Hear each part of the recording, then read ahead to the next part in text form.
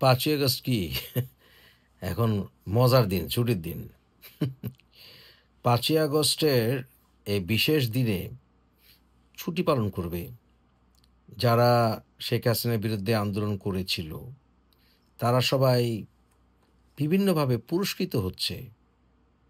Flat পাচ্ছে, টাকা পাচ্ছে, আরাম পাচ্ছে, চেতনা পাচ্ছে। বাপরে বাপ! সরকারের অংশ হচ্ছে। হ্যাঁ? তাহলে কি আমরা কি হব? আমরা কি তাহলে সহযোগী শক্তি হব? তাহলে আমাদেরই কিছু পাওয়ার দরকার না? কারণ আমরাও তো শেখ হাসিনার বিরুদ্ধে কথাবার্তা বলেছিলাম, সংগ্রাম চালিয়েছিলাম। তাহলে আমি যখন ২০১৪ পর্যন্ত একা, একা শেখ হাসিনারে সমালোচনা করতাম ১৪-১৫ পর্যন্ত। তাহলে কি আমি কি স্টেক হোল্ডার না? তাহলে আমারে কিছু দিব না? আমরা তো এখন সহযোগী শক্তি হিসাবে তো কিছুটা পাওয়ার কথা ছিল। দিব না, চাইও না। কারণ দেশের জন্য কথা বলার জন্য কিছু নিতে হবে, এই ধান্দা কইরা কোনোদিন কথা বলি নাই। এখনো বলি না। কোনো দল, কোনো সরকার আমগরে যদি কিছু দেওয়ার লোভ দিয়ে আমরা কিছু করি, তাইলে দেশকে ভালোবাসি না। ৯০-এর গণঅভ্যুত্থানে আমরা আন্দোলন করছিলাম। ৯০-এর গণঅভ্যুত্থানের আন্দোলনের পরে আমরা দেশের বাইরে বেশিরভাগই চলে গেছিলাম। কারণ আমাদের জীবনের ৩ টা বছর, ৩ টা কারো, কারো ৪ টা বছর সেশন জ্যামে গেছিল। তাইলে কি আমাদের স্যাক্রিফাইস কম না বেশি? এরা তো কয়েক সপ্তাহ আন্দোলন করছে। আমরা করছি ৩ থেকে ৪ বছর। কিছুদিন পর, পরই ঢাকা বিশ্ববিদ্যালয় অনির্দিষ্টকালের লিগা বন্ধ হয়ে যেত এরশাদের আমলে। এরশাদের কত বুটের লাথি আমরা খাইছি এরশাদের বিটিআরের ওই সময়। কই আমগো তো কোনো রেকগনিশন হইল না। রেকগনিশন চাইও না। আমরা যদি আন্দোলন না করতাম, তাইলে আজকে এইসব পোলাপানগুলি আছে না? এইসব পোলাপান মুক্তি কারে কয় বুঝতে ন্যূনতম বুঝতো না। এখনো বোঝে না। কিন্তু আমগমিতে অগমিতে পার্থক্য কি জানেন? আমরা কোনো ফায়দা নেইনি, আমরা সরকারও যাইনি। এই পোলাপানরা এই সংগ্রাম কইরা, এই কয়েক সপ্তাহ সংগ্রাম কইরা প্রথমত দেশের ইতিহাস উল্টায় লাইছে। কোটি, কোটি টাকা বানাইছে। লাগালাগির ফোন কল করছে। কিন্তু ১৯৭১ সালে যারা মুক্তিযুদ্ধ করছিল প্রকৃত মুক্তিযোদ্ধা, মুক্তিযুদ্ধের পরে অনেকে এক ঠ্যাং লইয়া রিক্সা চালাইছে। আমি দেখছি। আমরা ছোট ছিলাম। অনেক ঠ্যাং ভাঙ্গা, হাত ভাঙ্গা মানুষকে দেখছি কাম করে খাইছে না, ভিক্ষা করছে রাস্তায়।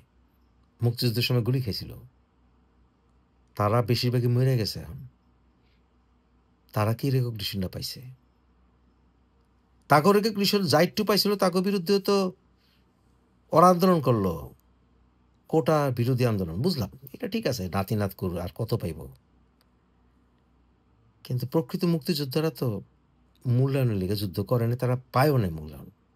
পান্না স্যার কি মূল্যায়ন পাইছে? অ্যাডভোকেট ফজলুর রহমান কি মূল্যায়ন পাইছে মুক্তিযুদ্ধের?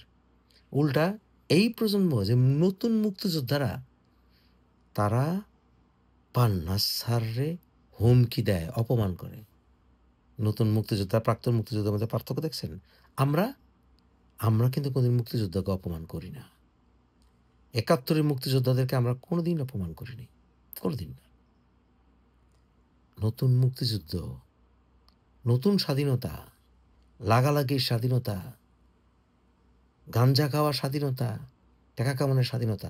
অগমত ফয়দা তো কেউ নেয় নাই। অলরেডি তো অনেক ফয়দা লইয়া ফেলাইছে। যেকোনো সময় সেক্রেটারিয়েট ঢুইকা যায়, যেকোনো সেক্রেটারিয়েট থ্রেট মারে, যেকোনো সরকারি অফিসারের থ্রেট মারে, যেকোনো শিক্ষককে লাইত্যা বাইর করে দেয়, হাটলো করে শিক্ষক মইরা যায় অপমানিত হইয়া।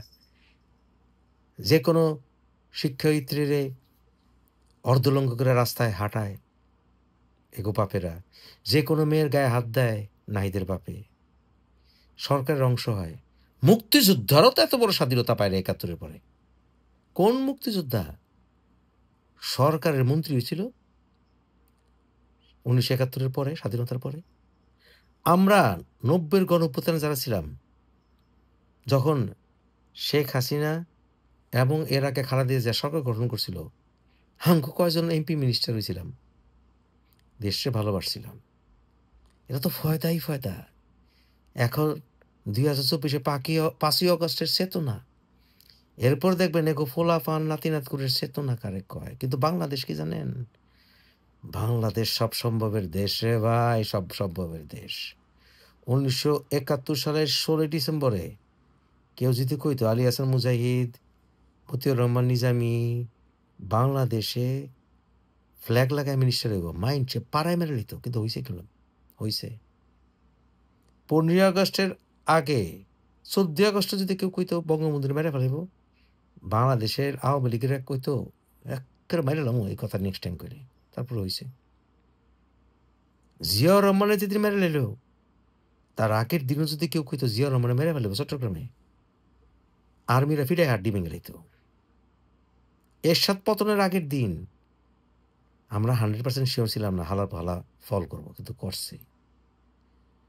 আমরা যেদিন জুতা মারছিলাম মতিউর রহমান নিজামীরে ঢাকা ইউনিভার্সিটিতে, ওই ৯১,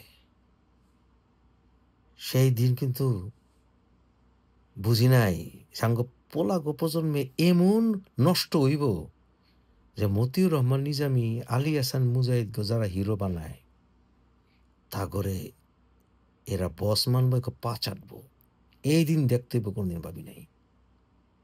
শেখ হাসিনার ফল হয়েছে, কিন্তু দেশে কইলাম ৩০-৪০% মানুষ এখনো চুপ, যারা আওয়ামী লীগ করে। এত সস্তা মনে কইরো না। দেশের মানুষ এখনো ৯০% উপরে, ৯০% উপরে স্বাধীনতার ব্যাপারে কম্প্রোমাইজ করে না, খালি বইয়া বইয়া ফুসতাছে। এই ৫ই আগস্ট ফলাফল তোমরা চিন্তা করো, ফুসে কে চুপ চুপ খুব করে আছে, কিন্তু ফুসে কে? ফুসে গেলে কে জানো? কারণ অজগরের মতো পেট ফুলাইতেছে। তুমি কত বড় সাইজ এটা চিন্তা করে তোমার গিলনের জন্য প্রস্তুত হইতেছে। অবাক হইও না। শেখ হাসিনা মরে যেতে পারে, বয়স হয়ে গেছে। বঙ্গবন্ধুর সৈনিকরা আবার ক্ষমতা নিব না, এত শিওর হইও না। জিয়া সৈনিক তো আছেই, তারেক আর তারেকের সিন্ডিকেট, হাউবমের সিন্ডিকেট যদি ফলো করে, জিয়ার সৈনিকরা কিন্তু আছে। জিয়ার সৈনিক মুজিব সৈনিক মিল্লা তোমাকে HMS করবো, তখন তোমরা কি করবা? HMS বুঝো? হোগা মারা সারা করবো। সময়ের ব্যাপার, জাস্ট সময়ের ব্যাপার। কারণ ইলেকশনে তো মানে একটা ভোটও পাবে না, জামানত পর্যন্ত বাজেয়াপ্ত হইব। তখন কি করবা? তখন কইলাম আমরা যা স্বাধীনতার পক্ষে শক্তি, আমরা তখন আরেকটা নতুন দিন ঘোষণা করুম। এইবার কইলাম ঘোষণা থেকে পিছ পাহম না। কি ঘোষণা করুম জানো? হোগা মারা সারা দিবস। অবাক হইও না। ডক্টর ইউনূস, ডাক্তার শফিক, চরমোনাই আর ওই যে হেফাজতিরা তোমার যতই গেলে সুমা দেখ। আমরা কইলাম HMS দিবসের জন্য অপেক্ষায় আছি, বেশি বাইরো না। ডক্টর ইউনূস ফয়দা লয়, এই ট্যাক্স মাফ করায়, মানুষের ট্যাক্স মাফ করায়, বিশ্ববিদ্যালয়ের নামে ব্যবসা করে, বিদেশে আদম পাঠানের লাইন করে, আবার বিদেশের থেকে টাকা পাঠালে ট্যাক্স আরোপ করে। ব্যবসা বুঝি না? বুঝি। এইটা না হয় বুইরা কোন দিন আল্লাহর কাছে চলে যায়। তোমরা কইলাম থাকবার, আমরা কইলাম এত বুইরা এখন হই নেই আব্বু। ডক্টর ইউনূস আঙ্গ বাপের সমান। আমরা কইলাম এত সহজে তঙ্গ মানে ভুইলা যাব না। HMS দিবস ৫ই আগস্ট করো করো করো করো, আরো কত কিছু করবা। HMS দিবসের জন্য রেডিও।